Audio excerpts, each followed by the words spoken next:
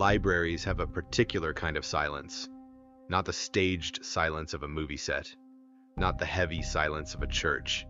This one is functional. It has purpose. It is built from routines, from whispered questions, from paper sliding against paper. Even the building seems trained to behave. That is why the case felt wrong from the first day. A librarian vanished after closing time. Not on a rural road, not in the woods, not in a place where you can shrug and say the landscape swallowed her. This happened inside a public building, with cameras, key fobs, staff procedures, and a closing checklist that had been followed so many times it had become muscle memory. Then, 7 months later, the exterior book drop jammed on a sealed envelope. The envelope had one thing on it, a date, written as words, and it pointed straight back to the night she disappeared. Her name was Maren Hale, mid-30s, referenced librarian, calm voice, quick hands, a soft, dry humor that you only caught if you stayed long enough at the desk to hear it. She dressed practical, the way people do when they work on their feet. Dark cardigan, neutral blouse, comfortable shoes, hair clipped back. A stainless steel water bottle always sat behind the counter. She carried a simple canvas tote, not a fashion one, more like a work bag that had survived too many commutes. There was nothing flashy about her, but she was not invisible. Regulars knew her. Parents knew her. The older men who came in for newspapers knew her. Teenagers who pretended they were not there to charge phones knew her. Even the people who never spoke much still recognized her presence because she was the kind of staff member who made a building feel steady. The branch where she worked was mid-sized and municipal, not an ornate historic library with stained glass. This was a modern rectangle with fluorescent lighting, sturdy carpet, and the faint smell of paper that never fully leaves. The neighborhood around it was mixed. A little downtown foot traffic, a little suburban spillover, a few small businesses, a bus stop out front, and a parking lot that always felt slightly too open at night. During the day, the building was busy. After school, it filled with kids and noise that staff gently compressed into order.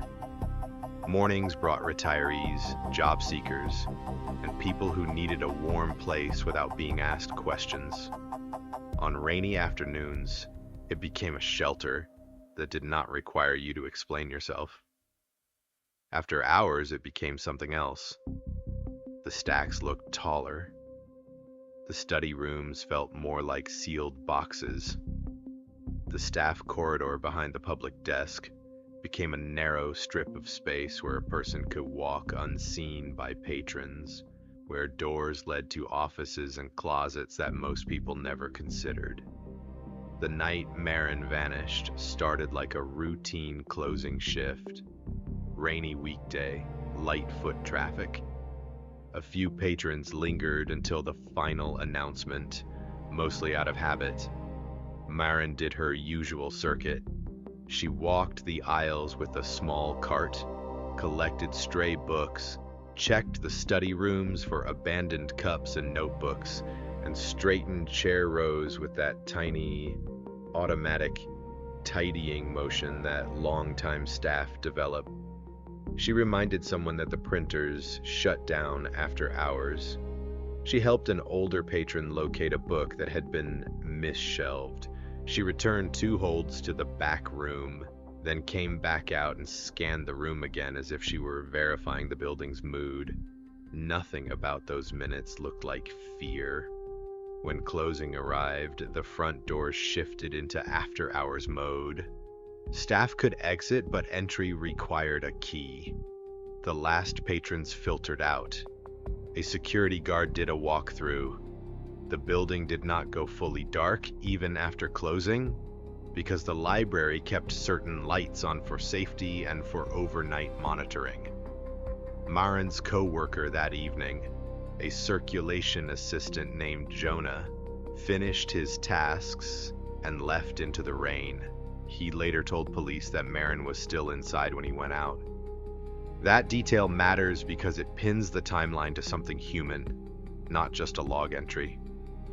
After Jonah left, Maren's key fob registered access to the staff corridor.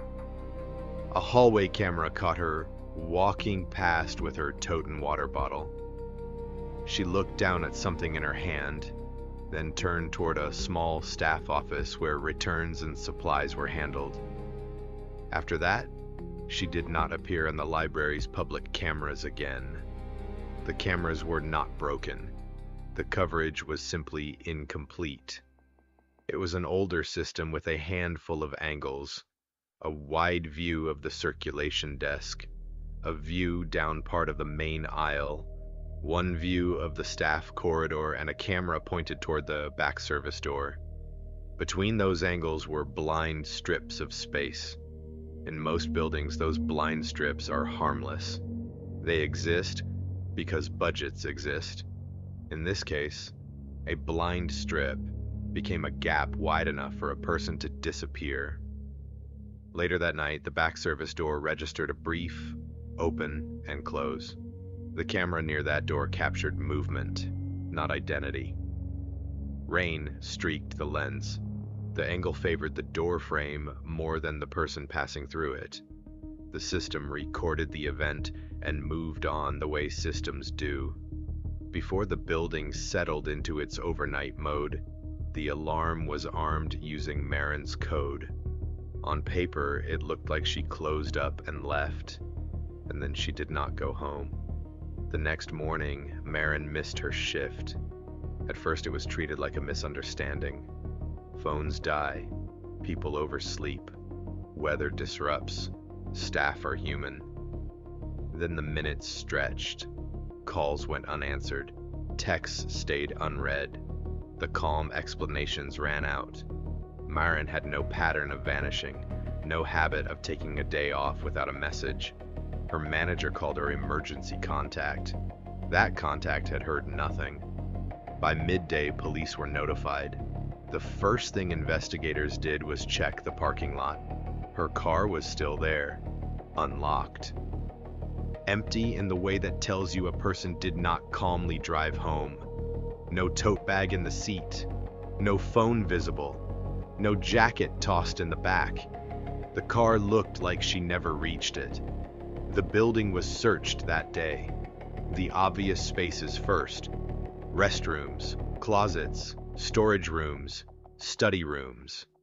Then the staff areas: office, break room, supply closets. They checked behind the circulation desk, inside the lost and found cabinet, and in the small basement utility space where HVAC and electrical access lived. They found nothing. No clear sign of a struggle. No broken object. No smeared trail. No scene that told a story on its own. That clean absence is its own kind of threat. It makes the imagination work too hard. It makes people turn the building into a character because the alternative feels too personal. Police shifted to procedure. They pulled key fob logs. They pulled alarm logs. They pulled the limited camera footage and watched it again and again, trying to squeeze meaning from ordinary movements. They built a list of options. One option was that Maren left through the back service door and something happened outside. A sudden medical event, a random crime in the lot, a meeting she did not tell anyone about. That option had a problem. Nobody saw her leave, and her car did not move. Another option was that she left through the front. That was unlikely because the front was locked to entry after hours, but staff could still exit. If she walked out front, there should have been some indication. A neighbor business had a camera that covered part of the lot. The angle was imperfect, but it captured enough movement to say it did not clearly show her walking to her car. Another option was that she remained inside longer than expected. That idea sounded strange at first, but it grew heavier when staff described the building. There were more spaces than people realized. There were sealed rooms with old furniture. There was a maintenance crawl area. There was a narrow utility corridor behind the reference stacks. There were ceiling access panels that technicians used. A library is not only books, it is infrastructure. Investigators interviewed staff. Most described Marin as steady, maybe slightly tired, possibly distracted. A few mentioned that she had flagged a patron for odd behavior in the weeks prior. Not violent behavior, just boundary testing. Personal questions. Unwanted lingering near the desk.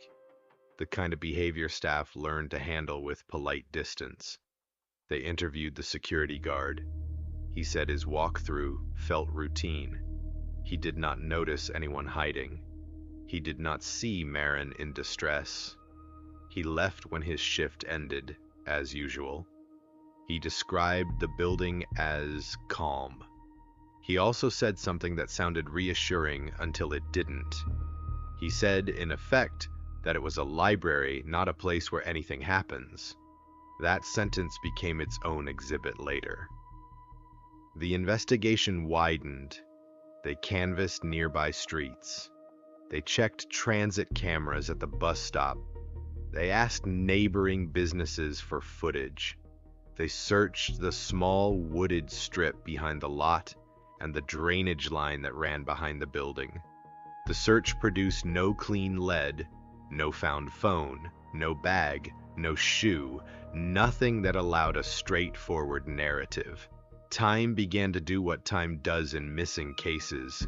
It stretched, it softened edges, it created room for rumors.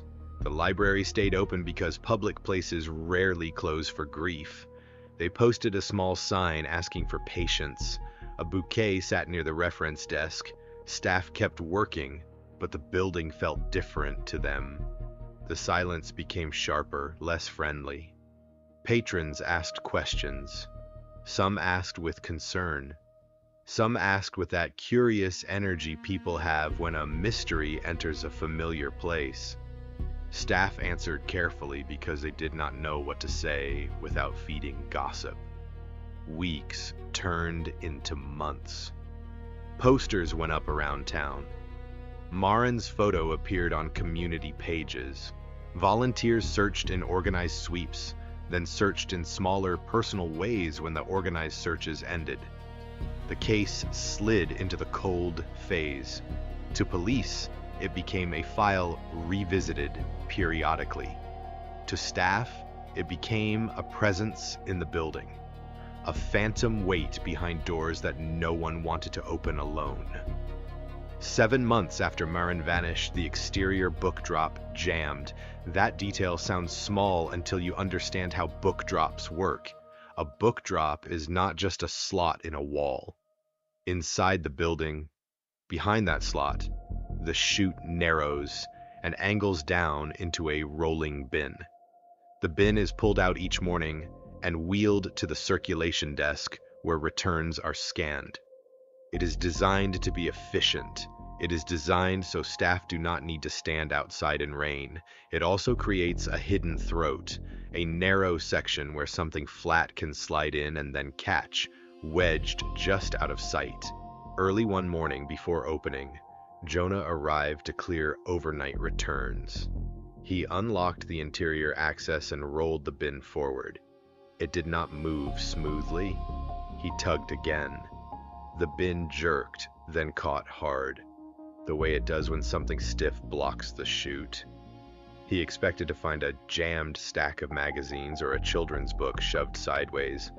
Instead, when he crouched and shined his light up into the chute, he saw the corner of an envelope. It was thick, off-white, and sealed. It did not look like normal mail. No stamp, no address label, no handwriting. The envelope looked deliberately plain, the way you make something look when you do not want it to attract attention. Jonah called his manager. The manager came down and stared at it for a long moment. Staff do not like surprises inside the return system. It is a safety issue. People have shoved odd things into book drops before. Broken glass, food, even needles. Protocol existed for that. Police were called. An officer arrived, wore gloves, photographed the envelope in place, and used a thin tool to ease it out. He was careful not to tear the seal. The envelope came free with resistance. The edges were scuffed, slightly stained from contact with metal. A thin film of grime suggested it had sat there longer than a day or two. It looked like it had been living inside the chute, pressed against the same surface long enough to become part of the mechanism. The front was blank. The back was blank. Only one thing was stamped on it: a date, written as words, October 12th. That date landed like a weight. Staff recognized it immediately because it was the night Marin vanished. Police treated the envelope as evidence. They did not hand it to staff. They did not let anyone open it casually. They logged it. They photographed it again under better light. They carried it into a small office and opened it in a controlled way. Inside was a single folded page of plain paper. No long letter, no greeting, no signature. It was not written like a confession or a plea. It was written like an instruction. The paper contained a locker number. It also described a key in very specific terms, a brass key with a worn blue plastic head chipped on one corner. The locker number corresponded to a row of lockers in the basement used by staff and maintenance. The lockers were old. Some were dented. Most held coats, umbrellas, tools, spare gloves, nothing dramatic. Officers and the manager went downstairs. They found the locker. A padlock sat on it. The padlock was not library issued. It looked newer than the locker. Its clean metal and sharp edges stood out against old paint and years of scuffs. That detail was quiet, but significant. It suggested someone had returned and secured it, or someone had prepared it in advance. Either way, it suggested intent. The lock was cut. Inside was another sealed envelope. This one had no date, no name, no note on the outside. Officers opened it and found two items: a small USB drive, unmarked, and a key. A brass key with a worn blue plastic head, chipped on one corner. The key was tested on obvious doors first. It did not fit office locks. It did not fit storage closets. It did not fit the alarm panel cover. It did not fit the staff corridor doors. Then an officer tried it on a door many staff barely noticed anymore. A narrow utility panel door behind the reference stacks. To patrons, it looked like part of the wall. To staff, it looked like a nuisance door. It was always supposed to remain closed. The key fit. The lock turned smoothly, as if it had been used often. The door opened. Behind it was not a tunnel, not a grand secret room, not a cinematic hidden chamber with dramatic lighting. It was a maintenance access space. Concrete floor, exposed conduits, pipes, a low ceiling, dust layered on surfaces nobody cleaned because nobody was supposed to be in there. The air smelled like metal and old paper. Flashlights swept slowly. The first sign that the space mattered was subtle. A flattened patch in the dust near one corner, like someone had sat there or shifted there repeatedly. A cheap plastic water bottle on its side, crushed in a way that looked like stress rather than accident. Then a piece of knit fabric caught on a protruding screw. The manager recognized the knit pattern. Marin wore cardigans like that. The next sign sat on the inside of the door itself.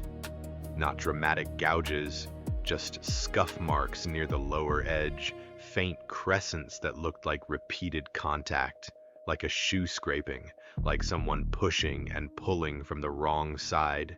That is when the case changed. The building stopped being a vague backdrop. It became the container. Investigators treated the maintenance access as a scene. They photographed it. They took samples. They checked the latch hardware. They looked for fibers and prints. The latch mechanism, once examined, showed a defect. It could be closed in a way that made it difficult to open from inside, unless you knew the exact motion to release it.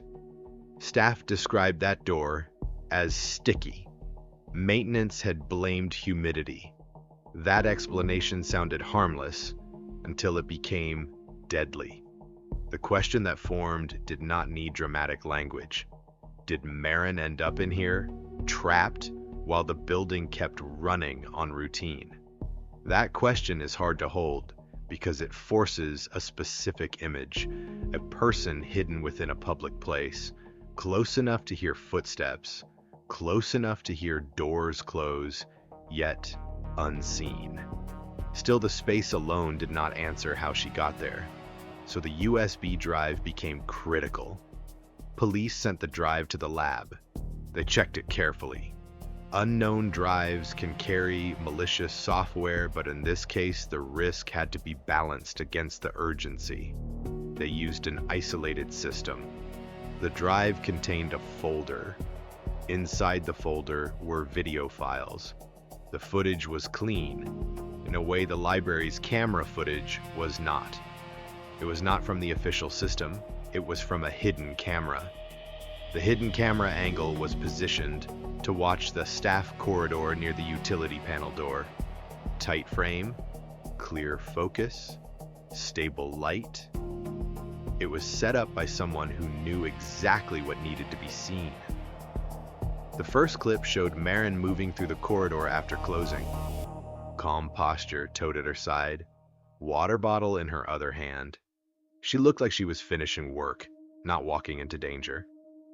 A later clip showed another figure.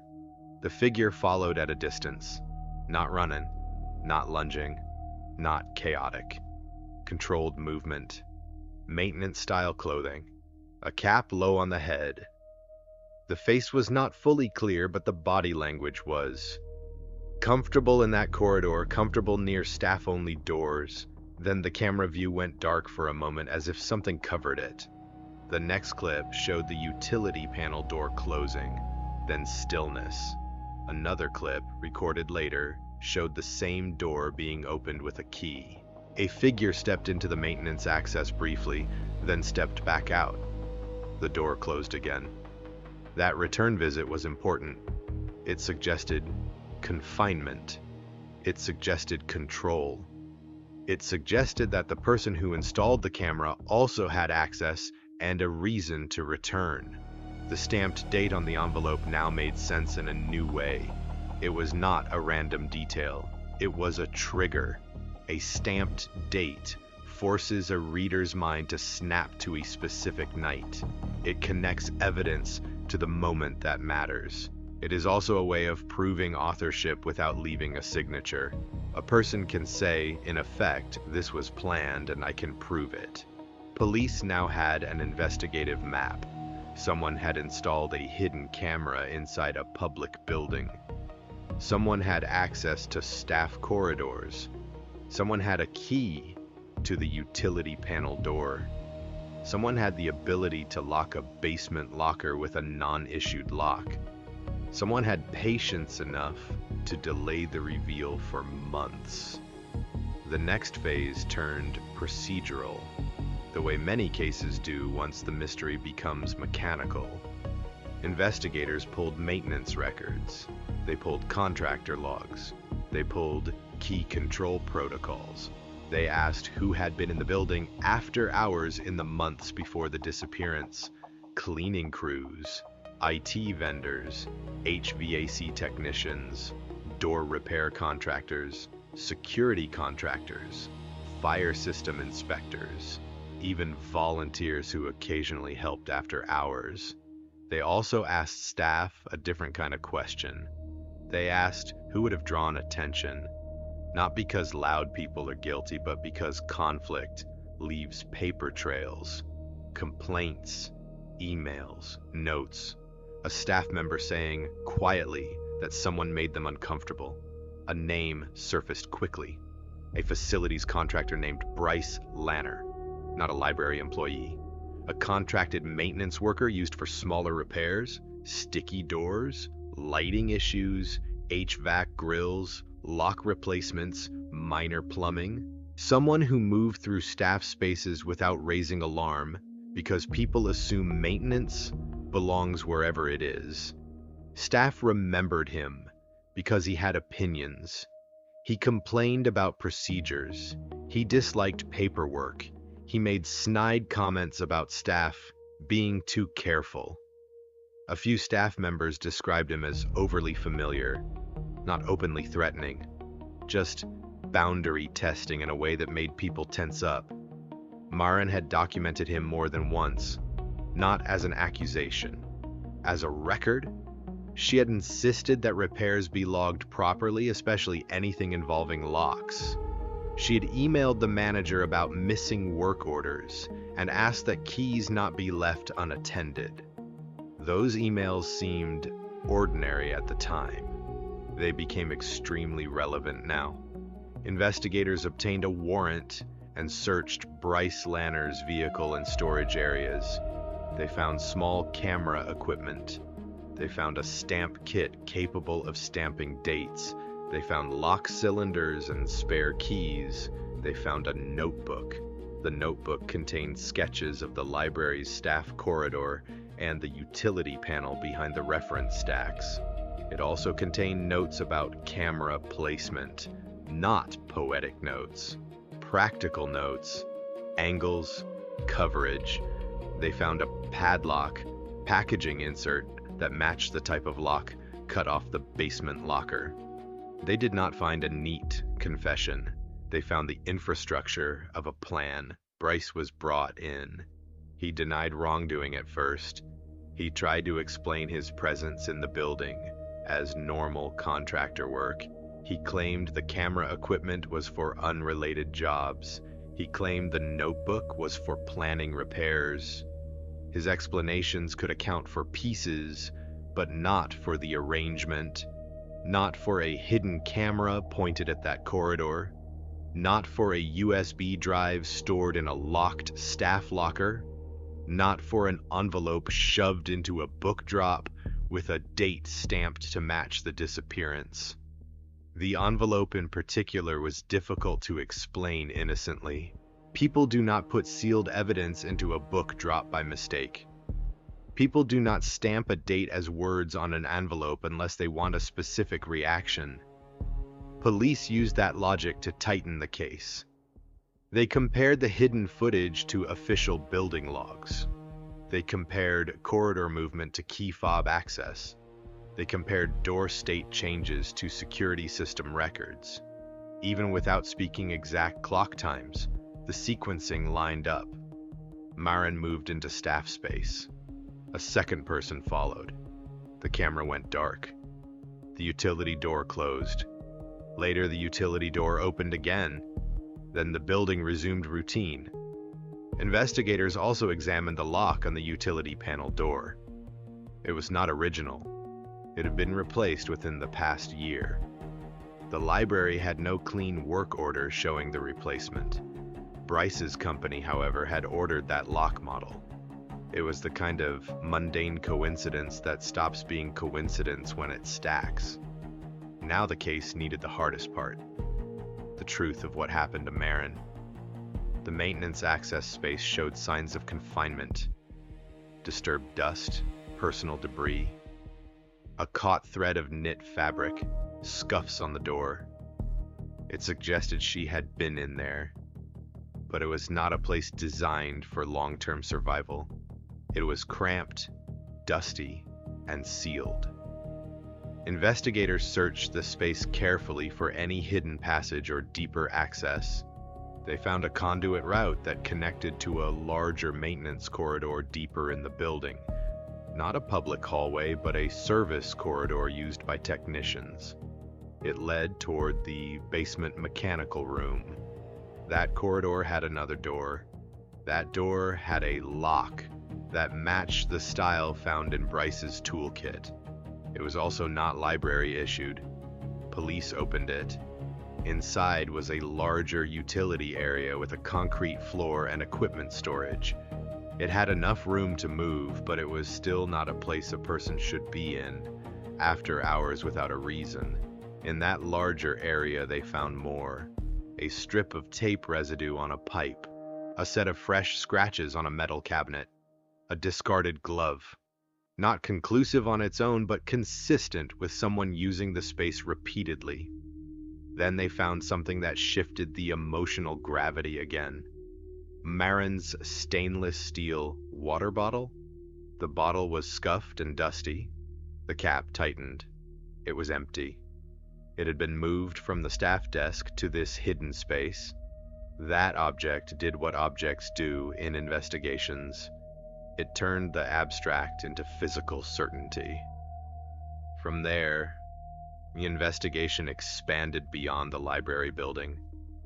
They tracked Bryce's work van routes. They examined fuel records. They checked his job assignments around the days after Marin vanished.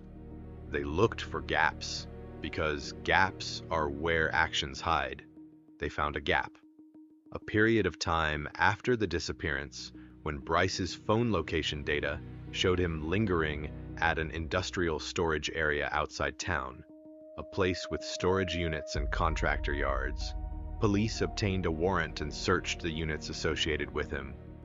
Inside one unit, they found more camera gear, cleaning supplies, and boxes of hardware. They also found a sealed plastic tote. Inside the tote were personal items, not staged like trophies, more like containment, things gathered and stored because they had to be moved, not because they were cherished. A cardigan, a canvas tote, a library ID badge without readable details preserved, but clearly identifiable in shape. A set of keys. The presence of those items did not solve the final question, but it strengthened the case. It also made it harder for Bryce to maintain the story that nothing happened. The prosecution would later argue that the 7-month delay was part of the same control impulse. A delayed reveal reduces immediate scrutiny. It lets a building return to habit. It turns the staff's memories soft. It also makes a discovery feel inevitable, like a trap sprung on schedule. The book drop was the perfect device for that, because it is both public and hidden. People feed it books without looking. Staff clear it quickly, focused on volume. A stiff envelope can wedge in the chute and remain unseen, unless the bin jams. A jam is not suspicious until it is. That is why the envelope mattered. It was not only a clue, it was a mechanism. A way to reopen a case months later with a single stamped date as a signature. Bryce was arrested and charged. The case moved slowly after that because cases built on infrastructure take time. They require technical explanation, lock replacements, camera placement, access patterns, maintenance corridors, how a utility door can close in a way that traps someone inside. There is no single dramatic moment on video that showed everything. Instead, there were clean, ugly facts. A hidden camera in a staff corridor. A key to a door most patrons never notice. A sealed envelope jammed in a book drop. A date stamped as words to mark the night of disappearance. A chain of items stored away from public view. A maintenance access space that showed signs of confinement. The library itself changed after the arrest. They upgraded surveillance with wider coverage and fewer blind strips. They changed closing procedures so no one was alone in staff corridors. They reinforced utility panel doors and installed interior release hardware. They tightened key control and required documented work orders for lock changes. They revised contractor access rules so maintenance workers were accompanied in certain zones. Those changes were practical. They also carried an unspoken admission. Public places can have private blind spots. Routine can create safety. Routine can also create cover. The detail people remembered most was not the hidden camera, not the lock cylinder, not even the maintenance access behind the stacks. It was the envelope. Because an envelope is simple. It is something anyone understands. And in this case, it was weaponized through patience. One date, stamped as words. October 12th.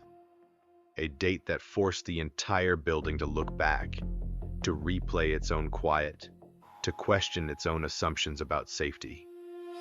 The book drop was designed to accept returns without judgment. That morning, it returned something else.